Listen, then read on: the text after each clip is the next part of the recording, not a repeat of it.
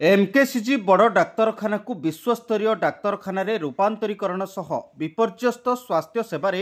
सुधार भली प्रमुख दाबी नहीं ब्रह्मपुर सहरर दुई समाजसेवी विनोद सावत और दिनेश राज भुवनेश्वर अभिमुखे पदयात्रा आरंभ कर स्थानीय गांधीनगर स्थित गांधी प्रतिमूर्ति निकटू पदयात्रा भुवनेश्वर अभिमुखे यात्रा करछंती। एमकेसीजी बड़ डाक्तरखाना बर्न केयर यूनिट खोलिबा, न्यूरोलोजी न्यूरो सर्जरी विभाग प्रतिदिन खोलिबा, वरिष्ठ डाक्तर पारामेडिकल स्टाफ नर्स पदवी गुड़ी को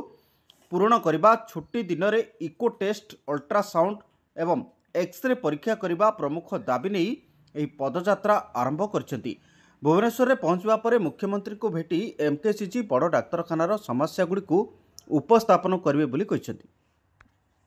जी वर्तमान जो एमकेसीजी मेडिकल स्वास्थ्य सेवा जो रही संपूर्ण भाव विपर्यस्त हो पड़ी यह आम बारंबार दीर्घ वर्ष दाबी करूँ, आंदोलन करूँ, किंतु प्रशासन राज्य सरकार जो जनप्रतिनिधि मैंने केवल लोक भुआ भुले भुले मिथ्या प्रतिश्रुति दे समस्या समाधान कले ना।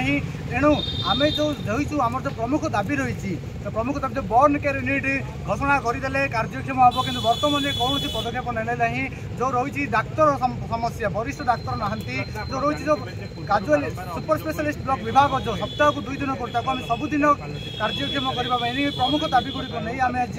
पदयात्रा बाहरी से आम भुवनेश्वर में माननीय मुख्यमंत्री सहित आलोचना कर दाबी उपस्थापन करूँ